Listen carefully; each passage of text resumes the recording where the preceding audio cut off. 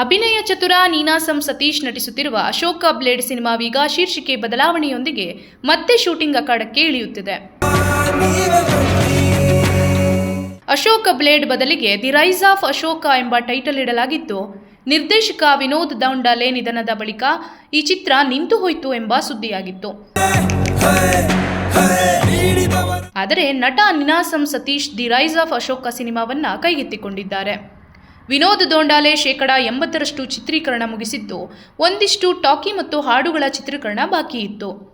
ಚಮಕ್, ಕ್ಷೇತ್ರಪತಿ, ಅವತಾರ ಪುರುಷ ಸೇರಿದಂತೆ ಒಂದಷ್ಟು ಸಿನಿಮಾಗಳಲ್ಲಿ ಸಂಕಲನಕಾರರಾಗಿ ಕೆಲಸ ಮಾಡಿರುವ Manu Shetgar the rise of ಅಶೋಕನಿಗೆ ಉಳಿದ ದೃಶ್ಯಗಳಿಗೆ ಆಕ್ಷನ್ ಕಟ್ ಹೇಳುತ್ತಿದ್ದಾರೆ. ಈ ಚಿತ್ರದ ಮೋಷನ್ ಪೋಸ್ಟರ್ ಬಿಡುಗಡೆಯಾಗಿದ್ದು, ಮಚ್ಚು ಹಿಡಿದು ರಗಡ್ ಲುಕ್ನಲ್ಲಿ ನೀನಾಸಂ ಸತೀಶ್ ಕಾಣಿಸಿಕೊಂಡಿದ್ದಾರೆ.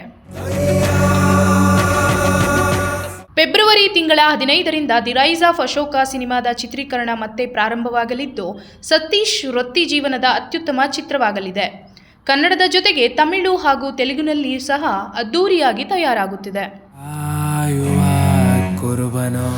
ನೀನಾಸಂ ಸತೀಶ್ ನಾಯಕನಾಗಿ ಅಭಿನಯಿಸುತ್ತಿದ್ದು, ಬಿ ಸುರೇಶ್, ಅಚ್ಯುತ್ ಕುಮಾರ್, ಗೋಪಾಲಕೃಷ್ಣ ದೇಶಪಾಂಡೆ, ಸಂಪತ್ ಮೈತ್ರಿಯಾ, ಯಶ್ ಶೆಟ್ಟಿ ಮುಂತಾದವರು ತಾರಾಬಳಗದಲ್ಲಿದ್ದಾರೆ. ದಿ ರೈಸ್ ಆಫ್ ಅಶೋಕನಿಗೆ ಲವಿತ್ ಕ್ಯಾಮೆರಾ ಹಿಡಿಯುತ್ತಿದ್ದು, ವರದರಾಜ್ ಕಾಮತ್ ಕಲಾ ನಿರ್ದೇಶನ, ಪೂರ್ಣಚಂದ್ರ ತೇಜಸ್ವಿ ಎಸ್ವಿ ಸಂಗೀತ ನಿರ್ದೇಶಕ, ಡಾ ರವಿವರ್ಮ ಮತ್ತು ವಿಕ್ರಮ್ ಮೋರ್ ಸಾಹಸ ನಿರ್ದೇಶಕ, ಸಂತೋಷ್ ಶೇಖರ್ ನೃತ್ಯ ನಿರ್ದೇಶನ ಚಿತ್ರಕ್ಕಿದ್ದು, ನಿರ್ದೇಶನದ ಜೊತೆಗೆ ಮನು ಶೆಟ್ಗಾರ್ ಅವರು ಸಂಕಲನದ ಜವಾಬ್ದಾರಿಯನ್ನು ಕೂಡ ಹೊತ್ತುಕೊಂಡಿದ್ದಾರೆ.